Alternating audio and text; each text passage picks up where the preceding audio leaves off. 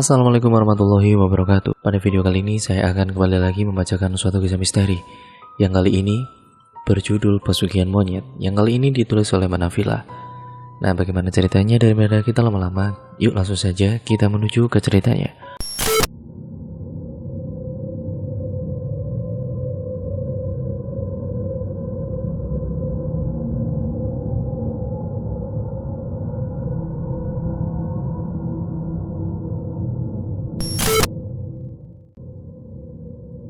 Cerita kali ini tentang kisah seorang gadis yang rela menikah dengan sahabat sang ayah. Demi baktinya untuk membayar hutang ayahnya, hingga ia harus rela kehilangan janin yang belum sempat dilahirkannya di dunia ini untuk dijadikan tumbal. Sebut saja namanya Dina. Oh ya, nama sudah disamarkan semua ya teman-teman. Ia sangat pasrah menuruti keinginan ayahnya untuk menikah dengan lelaki tua itu. Dia sudah beristri dan mempunyai seorang anak lelaki yang sebaya dengannya. Dina sendiri masih berusia 19 tahun, namun di usianya sekarang, ia sudah resmi menjadi Nyonya Tomo. Lelaki berusia 45 tahun kawan ayahnya. Ayahnya Dina ini seorang pemabuk berat dan tukang main judi. Tidak ayal hutang mereka menumpuk. Bahkan rumah yang mereka tempati akan segera disita oleh bank. Oleh karena itu, Tomo menawarkan bantuan kepada ayahnya, yaitu ayahnya Dina. Tetapi dengan syarat Dina harus menikah dengannya. Setelah acara wajib ijab kabul selesai, Dina diajak masuk mobil abu-abu di depan rumah. Ibu menggeret koper dari dalam, berisikan semua perlengkapannya Dina yang akan pindah ke rumah Tomo.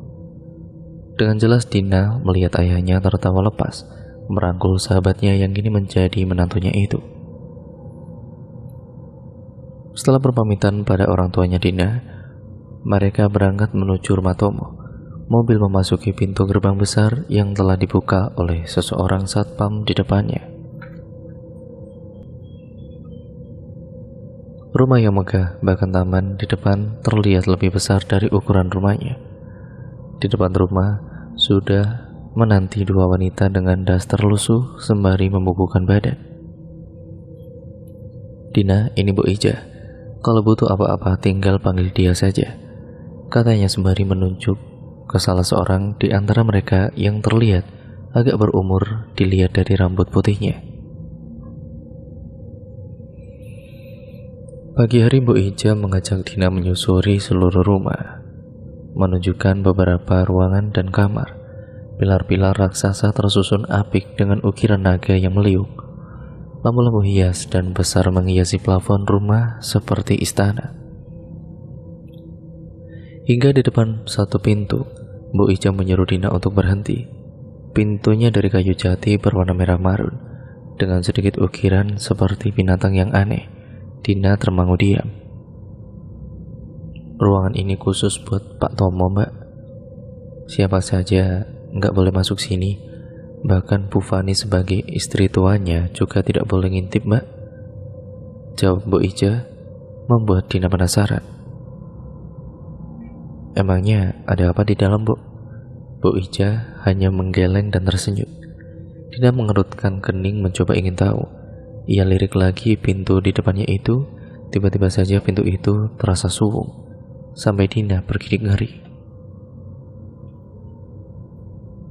Bu Ija segera menariknya kembali untuk melanjutkan turnya. Sampai akhirnya di belakang rumah, Dina menemukan Mbak Fani sedang duduk di kursi santai sembari memegang buku dan serius membaca.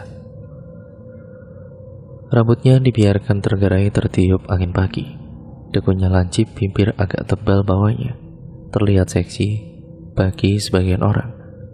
Meski umurnya sudah terlihat matang, ia cukup menawan. Dina pun menghampirinya dan ngobrol sebentar. Malam Jumat Kliwon. Dina berada di kamar dan merasakan kerongkongannya telah kering. Ia beranjak dari kasur dan segera ke dapur untuk mengambil minum. Di dapur sudah ada Bu Ija. Saat membuka kulkas, Dina melirik Bu Ija sedang menata sesuatu di atas nampan. Dina mendekatinya. Ia lihat di atas nampan telah ditata berbagai kembang yang dimasukkan ke dalam mangkok berisi air, jajanan pasar dan kemenyan, juga 3 batang lilin. "Buat apa nih, Mbok?" tanya Dina penasaran. "Permintaannya Pak Tomo itu, Mbak. Kok aneh-aneh gini sih?" Mbok Ija segera mengangkat nampan itu, kemudian berlalu meninggalkan dapur. Dina pun mengikutinya dari belakang sambil menjaga jarak. Mbok Ija pun berhenti di depan pintu ruangan terlarang itu, kemudian mengetuknya. Ia tidak menunggu pintu terbuka, lalu kemudian menaruh nampan itu di bawah depan pintu kemudian berlalu. Selama beberapa detik kemudian, engsel pintunya bergerak. Dina mendapati Mas Tomo membuka pintu dengan bertelanjang dada. Menunjukkan perut buncitnya, ia hanya memakai celana pendek hitam saja. Dengan segera mengambil laman itu dan kembali masuk mengujinya. "Nggak usah penasaran," ucap seseorang di belakang mengagetkannya. Dina menoleh menemukan Mbak Fani di sana. "Jangan pakai tanya Mas Tomo itu di situ ngapain. Anggap saja nggak ada apa-apa." Dina hanya mengangguk. Meski penasaran, ia berusaha tidak menghiraukannya dan segera masuk kamar kembali. Singkat ceritanya, sudah 3 bulan Dina berada di rumah ini. Tidak pernah ia melihat Mas Tomo tidur di kamar Mbak Fani. Hampir tiap bulan Mas Tomo dan Mbak Fani bertanya, apa Dina sudah hamil? Hingga suatu hari siklus bulanan Dina berhenti. Sebenarnya Dina tidak pernah menginginkan adanya bayi dalam pernikahan paksa itu. Tapi semua sudah terjadi. Mana mungkin Dina menolaknya? Minggu kedua Mas Tomo baru menyadarinya karena sewajarnya suami istri pasti tahu saat istri tetap suci dan beribadah. Hari itu juga Mbak Fani mengajak Dina ke rumah sakit untuk USG memastikan. Saat USG, dokter menjelaskan bahwa kandungannya sudah berumur 3 minggu. Seketika Dina luluh saat menatap benihnya sendiri di layar USG. Hampir setiap malam Jumat Kliwon, Mbok Ija ini selalu menaruh nampan di depan pintu itu. Ingin sekali Dina melihat ada apa di dalamnya. Akan tetapi melihat pintunya saja nyalinya sudah menciut. Takut akan sesuatu terjadi, entah itu apa. Dina bertanya pada Bu Ija kenapa Mas Tomo hanya mempunyai 1 anak sedangkan sebelumnya ia mempunyai istri lain. Ia bercerita bahwa dulu Mbak Tini sudah pernah mengandung sebanyak 3 kali dan semuanya hilang. Begitu pula dengan Mbak Fani. Katanya juga 4 kali mengandung, tapi yang berhasil lahir cuma 3 saja. Hilang gimana, Bu? Keguguran gitu tah? Ya udah, hilang gitu aja, Mbak. Seketika Dina mengelus perutnya dengan pelan, takut mengalami hal yang sama seperti mereka. Seusai obrolan itu, Dina kembali melangkahkan kakinya ke kamar. Saat melewati ruangan terlarang itu, ia melihat pintunya sedikit terbuka. Dina coba mendekati pintunya itu, ingin tahu apa yang ada di dalamnya. Dengan perlahan Dina mengarahkan kupingnya ke pintu untuk memastikan apa ada orang di dalamnya. Bau kemenyan menyeruak memenuhi hidungnya. Samar-samar Dina mendengar suara. Ia tajamkan pendengarannya, seperti terdengar suara arangan dan desahan di sana. Arangan itu semakin mengeras terdengar. Ia juga mendengar suara seperti monyet. Dina semakin mendekatkan telinga, sehingga pintunya yang tersentuh terbuka sedikit lebar lagi. Pintunya berderit membuat Dina kaget. Seketika itu pula kepala Mas Tomo menyembul dari dalam. "Ngapain kamu di sini?" tanyanya dengan nada meninggi. Dina beringsut mundur dan menundukkan kepalanya. Aku tidak sengaja, Mas. Jangan sekali-kali lagi kamu pengen tahu di sini ada apa. Bukan urusanmu." Dina gemetaran karena selama di rumah itu belum pernah sama sekali Mas Tomo membentaknya. Singkat ceritanya, kehamilannya Dina ini sudah hampir memasuki usia 7 bulan. Semenjak bulan keempat, Dina sudah ikhlas menerima karunia dalam rahimnya itu. Pagi itu semua orang yang berada di rumah disibukkan dengan acara memasak. Seharian itu pun Mas Tomo berada dalam kamar pribadinya itu. Biasanya dia akan ke sana waktu malam hari, tapi kali ini tidak. Dina sebenarnya begitu penasaran, tapi teringat saat Mas Tomo membentaknya kala itu, membuat Dina mengurungkan niatnya. "Hari ini emangnya ada acara apa, Mbak?" tanya Dina ke Mbak Fani. "Ini buat hajatanmu, soalnya udah 7 bulan. "Hajatan gimana, Mbak? Kok nggak ada yang diundang? Orang tuaku bahkan nggak ngerti apa-apa." "Aku kan udah pernah bilang, kalau kamu pengen hidup enak, harus nurut sama Mas Tomo," ujarnya dalam nada tinggi. Dina hanya diam membuang muka dari hadapannya. Ia jelas tahu bahwa ada yang tidak beres di rumah ini. Tapi kenapa semua orang sangat patuh pada Mas Tomo? Hanya karena uang mereka rela jadi budak, bahkan istrinya sendiri. Malam ini semua makanan sudah disajikan di atas tampah besar. Semua dijajar rapi oleh Bu Ija di depan pintu kamar pribadi Mas Tomo. Entah hasrat penasarannya Dina sudah menghilang. Ia bahkan tidak ingin tahu apa yang mereka lakukan saat itu. Tiba-tiba kepalanya Dina terasa sangat berat. Ia rebahkan badannya di atas kasur hingga terlelap. Dina bermimpi berada di sebuah tempat yang luas dengan dikelilingi banyak sekali pepohonan. Dina mengedarkan pandangan mencari tahu di mana ia berada, tapi tidak ada siapapun yang bisa ditanyai. Tiba-tiba Dina mendengar suara gemersak daun di samping. Ia beranikan diri untuk mendekati sumber suara itu. Saat ia sibakan dedaunan yang menjulur panjang, Dina terberanjat kaget menemukan makhluk dengan tangan yang panjang, matanya cuma satu, dengan lidah menjulur sampai ke dadanya. Rambutnya sedikit lebih kebotak, payudaranya menggelantung hingga ke perut. Dia mengulurkan tangannya yang panjang itu, lalu memegang perutku. "Ah, jangan." Dina mencoba melepaskan tangan itu dari perutnya, tetapi tidak bisa. Bahkan genggamannya semakin erat ke pinggulnya. Tangan panjangnya melingkar membelit-belit ke tubuh Dina, hingga ia tidak bisa bergerak lagi. Dina menangis sejadi-jadinya sambil terus berteriak, "Tolong, tolong." Sepertinya semuanya sia-sia. Tidak ada seorang pun ada di sini. Perlahan wajahnya mendekat ke perut Dina, kemudian dengan cepat menjilatinya dengan lidah panjang dan kasarnya. Dina merasakan panas dan sakit yang amat sangat, perutnya seperti dikoyak-koyak tanpa belas kasihan. Rasa sakit itu semakin menjalar. Dina juga tidak kuat lagi berdiri, tubuh sudah sangat lemas. Tapi makhluk itu pun tetap menjilati perutnya. Dina merasakan perutnya kini telah kempes. Dengan tenaga yang hampir habis, Dina meliriknya ke bawah. Ia menengadah. Mulutnya penuh dengan darah kental kehitaman, kemudian menyeringai. Bibirnya tertarik melebar hingga ke telinga. Napas Dina tersengal-sengal karena ketakutan yang luar biasa, kemudian gelap. Dina tersentak kaget dan bangun dengan keringat dingin memenuhi seluruh tubuhnya. Kemudian teringat mimpi seram itu, lalu dengan cepat meraba perutnya. "Wah, tidak, perutku menjadi rata. Apa yang terjadi?" Mas Tomo, Mas." Seketika Mas Tomo masuk ke kamar dengan tergesa-gesa, kemudian duduk di samping Dina. "Kenapa?" tanyanya.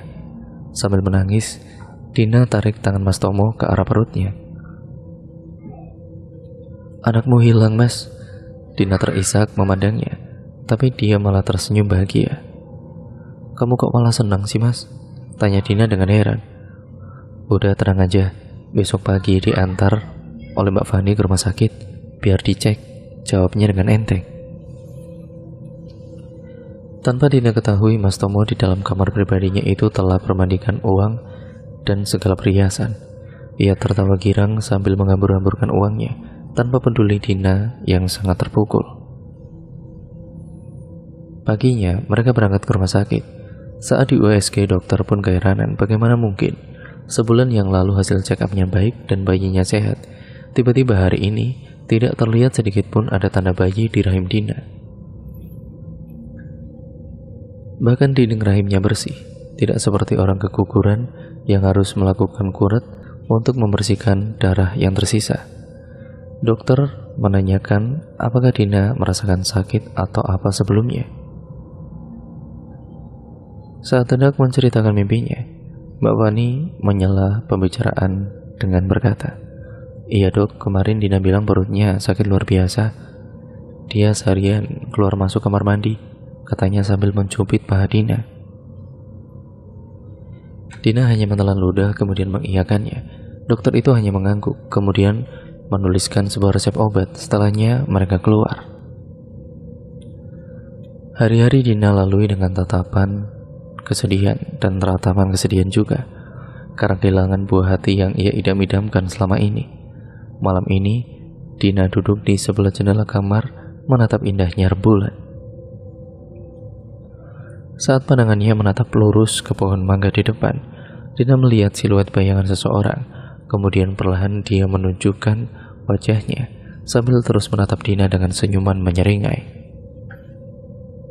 Hingga saat sorot lampu mengenainya, dia melihat sesosok monyet dengan gigi taring yang panjang, perutnya buncit, kuku tangannya panjang hingga melingkar. Tidak masuk akal, mana ada binatang seperti itu. Rambut tubuhnya tidak rata, seperti habis dicukur asal-asalan. Ia berjalan dengan menyeret tangannya yang panjang itu. Tiba-tiba Dina teringat mimpi malam itu. Saat menatap tangan panjangnya, nafasnya mulai memburu. Berkali-kali Dina menelan ludah. Dengan hati-hati Dina melirik sambil memegang pucuk gorden. Sepertinya sudah tidak ada apa-apa. Dina menghela nafas lega. "Ngintip apa?" Dina kaget memegang dadanya. Tanpa ia sadari, Mbak Fani sudah berada di depannya. Mbak, aku kok kayak lihat monyet tapi aneh, mengerikan gitu," kata Dina sambil bergidik ngeri. "Emang mencari kamu, soalnya udah hafal baumu," jawabnya enteng seperti sudah tahu saja. "Maksudnya gimana, Mbak?"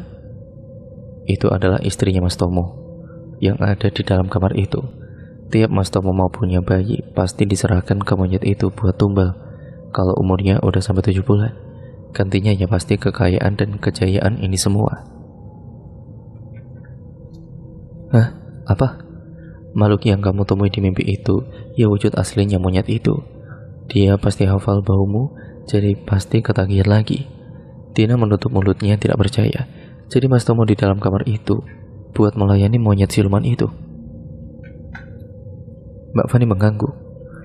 "Loh, tapi Dika," Mbak Fani pun menjelaskan bahwa saat itu Mbak Tini, istri pertamanya yang akan hamil anak ketiga, ingin punya bayi. Ia rela menyuruh suaminya menikah lagi agar anaknya bisa hidup dan menumbalkan anak Mbak Fani saja. Semua sudah sesuai rencana. Karena akhirnya mereka berdua hamil berbarengan, hingga memasuki kandungan yang ke-7 bulan, Mas Tomo berkhianat kepadanya. Anak Mbak Fani dibiarkan hidup dan anaknya dijadikan tumbal karena telah jatuh cinta pada Mbak Fani. Mbak Tini marah luar biasa hingga akhirnya ia pergi meninggalkan rumah ini. Habis punya anak Dika itu, aku hamil lagi 3 kali. 3-tiganya dibuat tumbal. Jadi kamu nyuruh Mas Tomo nikah lagi sama aku biar bisa menumbalkan anakku. Ia menggeleng kemudian mengangguk. Dina tidak mengerti maksudnya. Aslinya aku ya ogah berbagi suami, tapi umurku udah 37 tahun. Aku udah sampai permenopause, udah gak subur lagi. Jadi dokter udah nyatakan kalau aku gak bisa hamil lagi. Ya Allah Mbak, terus sampai kapan kita hidup seperti ini? Mbak Fani menggeleng sekali lagi. Aku juga gak tahu, Din. Aslinya aku udah capek, tapi aku ya gak kepengen hidup miskin. Sejak nikah sama Mas Tomo hidupku enak, semuanya keturutan. Udah jalani aja, kita udah terlanjur nyebur, gak bisa naik. Mereka pun saling pandang dan saling berpelukan meratapi nasib mereka berdua. 6 bulan sejak kehilangan anak pertama, Dina akhirnya bisa hamil kembali. Kali ini ia tidak sebahagia dulu karena sudah tahu akhir dari riwayat bayinya. Bahkan dia sempat berpikir untuk menggugurkannya saja. Seperti biasa Mas Tomo bahagia mendengarnya, tapi tidak dengan dirinya. Dia memutar otak, kemudian berencana untuk membuat Mas Tomo jatuh cinta dengan dirinya agar tidak rela menebalkan anaknya nanti. Dina membuat dirinya yang selama ini cuek membalikan semua fakta yang ada. Ia tumpahkan seluruh perhatiannya kepada Mas Tomo. Apapun Dina lakukan untuk membuatnya tergoda dan hanya melirik kepadanya. Mbak Fani pun mulai curiga dan tidak suka. Ia sering memergoki Dina, bercanda dan bermanja-manja pada Mas Tomo. Dina pun tidak peduli. Yang ia mau hanya satu, menyelamatkan bayi yang ada di kandungannya. Hingga saat usia kandungannya 6 bulan, Dina memohon kepadanya. Ia terlihat mulai bimbang mengingat beberapa bulan ini Dina perhatian kepadanya. Sayup-sayup Dina mendengar gesekan dedaunan di samping Mas Tomo. Tiba-tiba bau apek dan juga amis menyeruak di sekitar. Saat Dina mempertajam pandangan, Dina langsung dikejutkan dengan penampakan malam itu. Yang monyet itu sudah berdiri di ujung sana menatap Mas Tomo dengan pandangan mengerikan. Dina tercekat diam tidak berkedip. Mas Tomo pun mengikuti arah pandangannya Dina. Kemudian berjingkat melihat penampakan itu. Ia seperti mengucapkan sesuatu. Mas Tomo terlihat begitu tegak, bibirnya gemetaran sambil mengangguk. Setelah melihat Mas Tomo mengangguk dan ia pergi begitu saja, "Bicara apa itu tadi, Mas?" tanya Dina seketika. Sepertinya dia udah tahu kalau aku mulai ragu mau nembalkan bayimu. "Terus bagaimana, Mas? Kamu nggak pengen punya anak dariku tak? Lihat saja besok, aku sendiri bingung," katanya sembari menaruh cangkir ke meja di depannya. Esoknya saat Dina membantu Mbok Ijah di dapur, ia mendengar suara Mas Tomo berteriak-teriak di ruang tamu. Terdengar pula suara Mbak Fani mengoceh tidak jelas dengan nada tinggi. Kemudian terdengar sesuatu yang pecah. Brang! Mbok Ijah pun menatap Dina seakan bertanya. Dina pun hanya mengandikan bahu. Segera Dina ikuti Mbok Ijah ke ruang tamu. Dina melihat Mas Tomo duduk di sofa sedang terduduk sambil memegang kepalanya. Mbak Fani berdiri di depannya sembari menjelangkan dada. Saat melihat Dina, dengan segera ia menyambar rambut dan menjambaknya. "Ini akibat perbuatanmu, kurang enak apa kamu di sini ya?" Dina meringis menahan sakit dan mencoba menarik tangan Mbak Fani agar melepaskan rambutnya. Mas Tomo hanya diam memandang mereka. "Apa salah saya, Mbak?" tanya Dina sambil terus menahan kesakitan. "Gara-gara kamu buat Mas Tomo ragu menebalkan bayinya. Sekarang pekerjaannya Mas Tomo kacau. Monyet itu nggak main-main. Dia bakal menghabiskan bersih harta kita kalau tidak nurut sama dia," jawabnya berapi-api. Mas Tomo berdiri kemudian menarik tangan Mbak Fani. Ia melepaskannya. Dina lega sambil terus meringis, rasanya sudah mau jebol semua rambut dari akarnya. "Gak usah menyalahkan dia. Harusnya kamu mikir siapa yang membuat dia masuk ke rumah ini. Kamu kan yang minta. Sekarang jangan salahkan aku kalau sampai tertarik madu ini," jawabnya dengan lugas. Bagaikan tersambar petir di siang bolong, Mbak Fani terdiam mendengar ucapan suaminya itu. Mbak Fani menjatuhkan dirinya ke lantai lemas. Ia terdiam menatap lantai dengan pandangan kosong. Mas Tomo tidak memperdulikan dan segera pergi meninggalkan mereka. Bu Ija segera mendekati mereka, meraih Mbak Fani untuk berdiri kemudian menundukkan di sofa. "Maafin Mbak, aku cuma pingin nyelamatin bayiku, gak ada maksud lain," kata Dina sambil menunduk di hadapannya. "Aku ngerti, tapi aslinya yang salah itu ya Mas Tomo. Kalau gak gara-gara dia pakai pesugihan buat monyet itu, gak bakal panjang seperti ini. Kita ini cuma korban." Bu Ija segera pergi mengambil minum untuk Mbak Fani, meninggalkan mereka berdua. "Aku bakal keluar dari rumah ini, Mbak. Aku gak pengen ngerusak hubunganmu sama Mas Tomo." "Jangan, aku masih butuh kamu. Aku udah gak mau hidup lagi kayak gini, Mbak. Jadi budak nafsu terus anakku dibuang. Makanan yang tiap hari dimakan dari uang haram. Bakalan aku asuh anakku sendiri. Tak cari pekerjaan sendiri juga. Meski dikit, yang penting halal," jawab Dina sekenanya. Mbak Fani pun berdiri kemudian dengan segera menggambarku. Dina merasakan darah mengalir dari ujung bibirnya. Terus, gak kamu pikirin nasibku tak? Nasibnya Mas Tomo. Kalau bayi itu kamu bawa pergi, monyet itu bakalan marah. Suruh nikah lagi loh mbak, gampang kan? Jawab Dina sembari beranjak pergi dengan memegang ujung bibirnya yang mulai terasa perih. Dina sudah muak dengan semuanya. Meski tidak dapat dipungkiri, di sini diperlakukan dengan sangat baik. Segala pakaian mewah dan semua aksesoris perhiasan dipenuhi oleh Mas Tomo.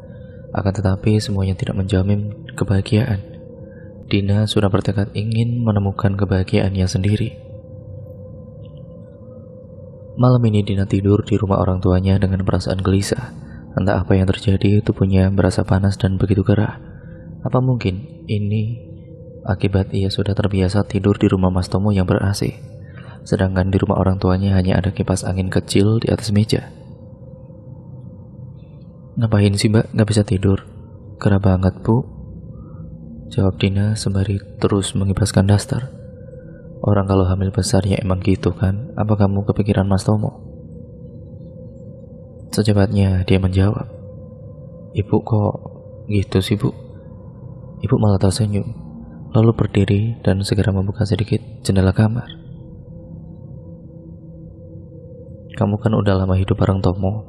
Meski awalnya cuma pernikahan paksa, tapi buktinya kamu bisa hamil udah kedua kalinya lagi. Jelaskan, mulai ada rasa, meski ya sedikit. Tiba-tiba perutnya terasa panas dan kaku. Dina berusaha menahannya tetapi tetap terasa. Aduh bu, panas ini bu perutku bu, aduh. Seketika ibu panik. Bu, sumpah bu, ini makin panas bu. Dina terus berteriak sambil menahan sakit. Kemudian secepatnya ia berlari ke dapur, mengambil air es dan kain. Segera ia menyebalkan dasternya Dina dan kemudian mengolesinya dengan perlahan. Tiba-tiba Dina melihat di luar jendela monyet itu melihatnya dengan tatapan dendam. Dina pun terperanjat kaget, tangannya yang panjang ingin segera menariknya, tapi seperti ada yang menahannya. Bahkan jari-jari itu tidak dapat menembus jendela yang terbuka. Ah, bu, itu bu, monyet itu bu di situ bu. Dina menunjuk jendela sambil terus meracau sakit. Ibu menoleh sambil celingukan, ia mengedarkan pandangannya. Mana sih nak? Ibu gak lihat apa-apa. Gigi taringnya yang panjang seolah siap menerkamnya. Ia berusaha masuk dan memaksa tubuhnya, tetapi tidak bisa. Dengan segera ibu mengusap perutnya lebih pelan dan pasti, sambil membaca beberapa ayat dan bacaan yang entah itu apa. Dina melihat monyet itu semakin merasa kesulitan dan kesakitan. Tubuhnya melemah, ia semakin menunduk ketika ibu lebih mengeraskan bacaannya. Selang beberapa menit rasa panas di perutnya sudah mulai hilang, dan monyet itu pun sudah tidak ada. Segera Dina peluk erat tubuh ibunya sembari menangis di pundaknya. Dina sangat bersyukur berada di rumah ini karena bayi yang seharusnya hari ini hilang masih tetap ada dalam perutnya. Namun satu yang mengganjal, bagaimana nasib dari Mas Tomo? Di malam yang sama, sebelum kejadian di kamar, Mas Tomo memulai ritual dan telah mempersiapkan segala makanan dan kebutuhan pesugihannya. Ia merasa bimbang karena Dina tidak ada di rumah dan sejak awal sudah mulai ragu mau menumbalkan anaknya. Akan tetapi ia tetap melaksanakan kewajibannya demi semua kejayaan dan kekayaannya. Ia duduk bersila di depan tempat besar, yaitu tempatnya tampah besar dan berbagai bunga dan jajanan pasar. Lilin dan kemenyan telah ia nyalakan. Asap putih pun mengepul memenuhi ruangan itu. Setelah mengucapkan beberapa mantra, pemanggil monyet itu datang dengan wujud yang cantik. Tidak seperti malam saat Dina dan Mas Tomo bertemu dengannya di belakang rumah. Jelas Mas Tomo terkaget karena setiap hari yang dilihatnya justru pemandangan seperti ini. Kulitnya putih mulus, wajahnya lancip, hidungnya bangir dan bibir tipis merah sempurna. Rambutnya hitam mengkilat panjang dan begitu harum. Tubuhnya hanya berbalut kain panjang hitam tipis saja. Tomo tersenyum nakal. Inilah yang dirindukannya tiap malam. Tomo selalu siap melayani dan memuaskannya. Sembah sujud saya, Nur Putri, katanya sembari sujud di hadapan istri gaibnya ini. Aku tidak menemukan bau bayimu di rumah ini. Kamu harusnya mengerti kalau aku tidak bisa ambil bayi itu kalau tidak ada di dalam daerah kekuasaanku. Ampun Doro, Dina sudah tahu kalau bayinya mau ditumbalkan, jadi dia pulang ke rumah orang tuanya. Kamu mau membohongi aku, ah? Saat Mas Tomo mengintip dari balik sujudnya, ia gemetar bukan main karena untuk pertama kalinya ia melihat monyet itu dalam bentuk aslinya. Wajahnya yang ayu tiba-tiba berubah menjadi mengerikan. Bau yang wangi tiba-tiba berubah menjadi amis dan apek khas binatang buas. Ia terduduk lemas hampir tidak kuat menopang tubuhnya sendiri. Nafasnya tersengal-sengal tidak beraturan. Tangan lembut Nur Putri berubah menjadi panjang, keriput, dan begitu kasar. Kuku-kukunya bergemeletak saat diayunkan menuju leher Tomo. Ia tercekat tidak bisa bernafas. Bahkan untuk mengeluarkan suara saja ia tidak bisa. Makhluk bermata satu itu pun membuat Tomo kehilangan kesadaran. Perlahan pandangannya kabur, samar dan hilang. Ia terbangun melihat keadaan kamar yang sudah dipenuhi uang dan segala perhiasan. Tomo tersenyum bahagia, jelas karena pikirannya Nur Putri sudah berhasil mengambil janin Dina. Setibanya suara gedoran pintu membuyarkan lamunannya. Ia berdiri melangkah untuk membuka pintu. Ditemukannya Bu Ica di sana dengan kekhawatiran yang luar biasa. Anu Pak, Mas Dika Pak, katanya terbata-bata. Segera Bu Ica melangkah cepat menuju kamar Dika. Ditunjukkannya Fani yang menangis histeris di dalam kamar sambil memeluk tubuh Dika yang kaku, matanya melotot dan mulutnya terbuka. Tono melangkah mendekati keduanya. Ia memegang tangan Dika, memastikan nadi di pergelangannya tidak bergerak sedikit pun. Jantung Tomo serasa tidak bisa bergerak lagi ataupun berhenti berdetak. Ia tidak percaya anaknya telah tiada. Sambil terus terisak, Fani memukul-mukul tubuh Tomo tanpa ampun. Gara-gara kamu Mas, semua ini. Gara-gara kamu Mas, semua ini. Puas kamu membunuh anakmu sendiri. Tomo menerima segala pukulan dari Fani tanpa menolak dan membalas. Ia membiarkan istrinya menumpahkan segala kesalahannya. Ia menangis melihat anaknya yang berusia 21 tahun telah kehilangan nyawa akibat perbuatannya. Menyesal sudah pasti. Kini baginya harta yang ia dapat tidak sebanding dengan kehilangan nyawa anak semata wayangnya. Ia memang beberapa kali punya anak, tapi sebelum hendak dilahirkan, semua anaknya telah hilang. Hingga tidak pernah sekalipun ia menyesalinya karena memang tidak pernah bertemu dengan mereka. Tapi kini lain ceritanya. Anak yang selama puluhan tahun menemaninya telah direnggut paksa tanpa belas kasih. Sungguh tidak pernah ia merasakan yang sesakit ini. Mungkin ini yang dirasakan Tini, Fani, dan bahkan Dina saat kehilangan janin yang menemani mereka selama 7 bulan. Air mata Tono tumpah ruah dalam pelukannya di tubuh Dika. Ia menangis sejadi-jadinya.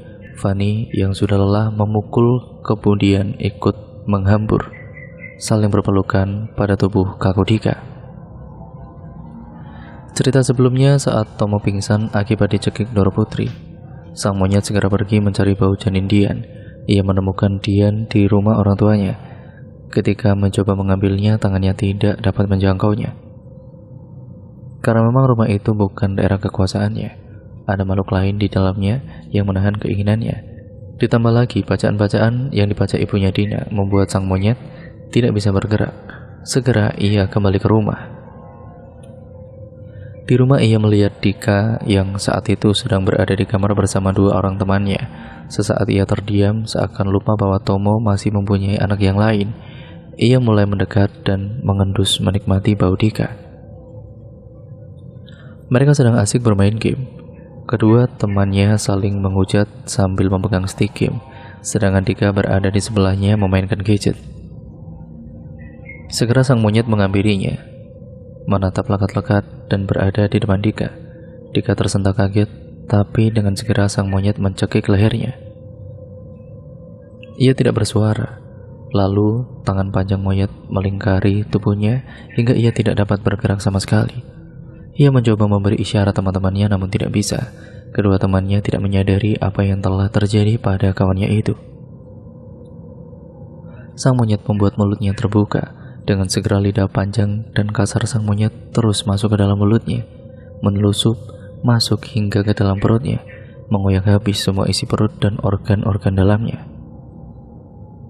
Dika hanya bisa melotot menahan sakit yang luar biasa. Sesaat salah seorang kawannya menoleh melihat Dika yang hanya bisa melirikkan matanya ke kiri dan kanan. "Kamu ini kenapa sih, Dik?" tanya salah satunya. Lalu teman yang satunya lagi menggoyangkan tubuh Dika, tetapi Dika tidak bergerak sedikit pun. Mulutnya tetap terbuka, kepalanya sedikit naik seperti menahan sesuatu. Matanya terus bergerak seperti ingin menunjukkan sesuatu namun sia-sia. Kedua temannya seperti tidak bisa melihat penampakan makhluk mengerikan di depannya Dika itu.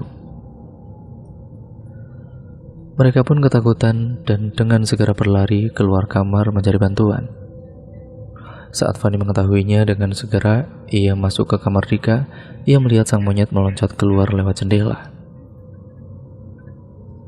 Fanny berteriak histeris, kemudian mendekati Dika. Namun semua sudah terlambat. Tubuh Dika sudah pucat dan kaku, matanya melotot dan mulutnya terbuka lebar. Seperti habis kehilangan banyak darah, ia memeluknya dengan penuh penyesalan.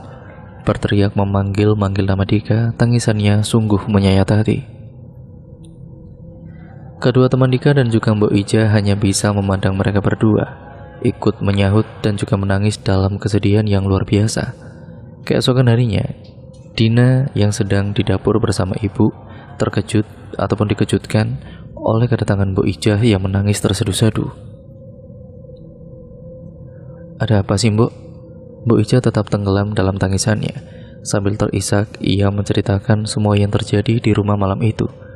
Mbok Ija sangat terpukul karena sejak kecil dialah yang merawat Dika. Ia sudah menganggap Dika seperti anaknya sendiri. Tiba-tiba harus kehilangan dia dengan cara yang sungguh tidak wajar. "Udah tahu kan, Mbok, rasanya kehilangan anak?" Mbok Ija mengangguk mengiyakan. Ia memeluk Dina dengan penuh kesedihan, larut dalam tangis yang benar-benar mengiris. "Terus, sekarang gimana lagi? Apa mau diteruskan lagi kelakuannya Mas Tomo itu?" "Kayaknya Pak Tomo juga shock, Mbak. Orangnya begitu menyesal." "Udah, semoga sadar dia," timpal ibu menutup perbincangan mereka. Sebulan setelah kematian Dika, Tomo baru datang menemui Dina. Saat di depan rumah, Dina melihat ayah dan Tomo terlibat adu mulut, saling mencaci dan menuding. Tetangga dan beberapa orang lewat terhenti melihat pertengkaran itu. Akhirnya keduanya pun berhenti saat ibu datang menengahi mereka. "Udah cukup kamu gangguan aku. Bakal kurawat sendiri calon cucuku. Gak usah kesini-kesini lagi," bentak ayah pada Tomo berapi-api. "Justru aku kesini mau pamit sama anak istriku," jawab Tomo tidak kalah emosi. Dina yang berada di dalam kamar pun sudah tidak tahan lagi. Segera ia menemui Mas Tomo di ruang tamu. "Pamit mau kemana?" Mas Tomo menolehkan pandangannya pada Dina. Seketika ia langsung meraih tangannya dan menggenggamnya dengan erat. "Aku titip anakku ya. Tolong dirawat yang baik. Bakal tak akhiri semuanya nanti malam." Dina mengernyitkan dahi. "Katamu tidak ada cara buat mengakhiri?" Ia tersenyum. "Ada cara terakhir, lihat saja nanti malam." Setelahnya ia meminta maaf kepada ayah dan ibu. Ia terlihat benar-benar menyesali dan sangat terpukul karena kehilangan Dika. Ia berpamitan sembari berlinang air mata. Berulang kali ia berkata untuk titip dan menjaga anakku kelak. Dina jadi merasa tertegun dan kasihan. Entah seakan-akan ia akan pergi jauh dan tidak akan kembali. Tengah malam Tono sudah melakukan ritual pemanggilan seperti saat malam pesugihan waktu itu. Lama ia menanti, tapi sang monyet Nur Putri yang belum datang juga. Di rumah Dina merasa gelisah, entah tiba-tiba kepikiran Mas Tomo. Padahal ia tidak pernah sesekalipun mencintainya. Dina seperti merasa takut akan sesuatu, memikirkan cara apa yang akan ditemu Mas Tomo untuk mengakhiri pesugihannya. Dina mencoba menghubunginya, tetapi hanya nada dengung yang dia dapatkan. Berkali-kali aku ulang tetap sama. Akhirnya ia mencoba mengetik chat untuk Mbak Fani. "Mbak, Mas Tomo di mana?" Lama ia tidak membalas. Mungkin sudah tidur karena memang waktu menunjukkan pukul 12:15 malam. Dina melirik ponselnya berkali-kali, tetap tidak ada jawaban, hingga ia merasakan kantuk. Kemudian ponsel Dina bergetar. "Mas Tomo nggak ada di kamarnya. Ngapain kamu malam-malam nyariin?" "Mbak, tolong cari Mas Tomo. Aku punya firasat nggak enak. Soalnya tadi habis pamitan sama aku." Setelah Dina mengetik itu, Mbak Fani tidak membalas lagi. Dina yakin dia sama khawatirnya dengannya, dan segera mencari keberadaan Mas Tomo. Di dalam kamar pribadinya, Tomo terus merapalkan mantranya lebih keras lagi. Hingga sekitar 1 jam ia menunggu sang monyet baru datang dengan wujud ayu dan segala keanggunannya. "Kenapa kamu panggil aku? Bukannya masih sebulan yang lalu aku udah dapat nikah?" Sambil mengatupkan kedua telapak tangannya di atas kepala, Tomo berkata, "Ndoro Putri, aku sudah siap mengakhiri semuanya. Cukup sampai di sini." Sang monyet pun tertawa. "Udah yakin sampai di sini saja?" Tomo mengangguk yakin ia sudah siap atas segala konsekuensinya. Perjanjian yang pernah diawali harus pula diakhiri. Kesepakatan dari awal adalah Tomo akan hidup mewah dengan segala kekayaan dan hidup kekal. Asal dalam 5 tahunan ada tumbal bayi dari benih Tomo. Kini Tomo sudah lelah hidup seperti itu. Keinginannya sudah di ambang batas. Tidak peduli lagi akan segala kemewahan dan pangkat tinggi. Ia tidak ingin lagi menyakiti wanita untuk diambil paksa janinnya. Kematian dirinya adalah tutup dari perjanjiannya itu. Dia harus rela menyerahkan rohnya untuk menjadi pengikut setia dan abadi dari sang monyet. "Mendekatlah," ucap sang monyet. Segera Tomo berjalan dengan menggunakan lututnya mendekat ke hadapan Ndoro Putri. Saat sudah tepat berada di depannya, Ndoro Putri memegang kepala Tomo, kemudian merubah wujudnya menjadi makhluk mengerikan itu. Tomo sudah tidak lagi merasakan ketakutan. Ia hanya diam menatap istri gaibnya, menampakkan wujud aslinya. Tangan yang memegang kepalanya seketika memanjang. Demikian pula dengan tubuhnya membesar dan meninggi, menjulang hingga hampir menyentuh plafon. Tomo menengadahkan wajahnya, melihat dengan jelas penampakan sosok yang selama ini digaulinya. Sungguh menyeramkan dengan mata yang satu benar-benar besar, mulut yang besar dan taring yang runcing memanjang. Seakan-akan dia itu siap untuk menerkam dirinya. Berkali-kali ia menelan ludah, namun berusaha tetap tenang walaupun apapun yang terjadi. "Hehe, Tomo, mulai detik ini aku terakhir melihat wajahmu. Setelah ini rohmu harus menjadi pengikutku yang abadi. Demi janin yang kau tumbalkan, ku ambil rohmu dari jasadnya yang sudah menjadi hakku," ucap sang monyet jelas dan lugas. Seketika kepalanya seolah ditarik secara paksa. Ia berteriak kencang karena merasakan sakit yang teramat sangat. Perlahan tubuhnya seperti mulai mati rasa. Dari ujung kaki kemudian merambat ke atas secara perlahan dan pasti. Panas dan sungguh perih seperti kulit yang terkelupas dari dagingnya. Ia terus berteriak dan meronta sekuat tenaga, tetapi tangan sang monyet semakin mencengkeram erat kepalanya. Ia seakan merasa kini tulang belulangnya telah remuk, tubuhnya melemah. Jiwanya hanya tinggal separuh lagi. Sakit teramat sakit. Darahnya seperti diperas lalu dipompa ke atas, seakan panas menjalari seluruh tubuh. Ia melihat tubuhnya kini mengkerut dan menyusut, sungguh di luar nalar. Bahkan teriakannya tidak bisa lagi mengungkapkan rasa sakitnya yang teramat menyayat. Hingga saat detik terakhir ia melihat Fani membuka paksa pintu kamarnya. Fanny kemudian berlari ke arahnya sembari berteriak memanggil-manggil namanya. Namun semua sudah berakhir. Tubuh Tomo ambruk dengan keadaan yang mengenaskan. Wajahnya pucat membiru dengan mata melotot seperti kondisi Dika waktu itu. Tubuhnya menyusut dan mengering seperti sudah berumur ratusan tahun, seakan seluruh isinya disedot dengan paksa. Fanny mengangkat kepala Tomo dan menaruh di pangkuannya. Ia menangis terseduh-seduh di peluknya tubuh suaminya yang sudah tidak bernyawa itu. Sungguh mengerikan, tubuh yang gagah dan padat berubah menjadi sedemikian rupa. Ia berteriak sekuat tenaga hingga membangunkan semua orang yang ada di rumahnya. Bu Ija, Mbak Warni, Pak Satpam, Pak Sopir, dan tukang kebunnya menghampur masuk mencari tahu apa yang sedang terjadi. Semua berjingkat kaget melihat keadaan majikannya yang semengerikan itu. Tidak ada darah sedikit pun, tetapi benar-benar memilukan dan menyayat hati. Keesokan harinya, Dina sudah berada di rumah Mas Tomo untuk ikut mempersiapkan segala kebutuhan pemakamannya. Dina melihat keadaan Mbak Fanny yang masih syok. Banyak sekali orang yang memberikan ucapan bela sungkawa kepadanya. Namun ia hanya diam saja menatap ke depan dengan tatapan kosong. Ia hanya membiarkan orang menyelaminya tanpa mengucap sepatah kata pun. Benar saja apa yang dialami Mbak Fanny sungguh memilukan. Hanya dalam waktu sebulan ia harus kehilangan 2 orang yang dicintainya. Entah setelahnya ia akan hidup seperti apa, untuk apa, dan tidak ada semangat baginya lagi. Dan cerita pun akhirnya selesai sampai di sini ya teman-teman.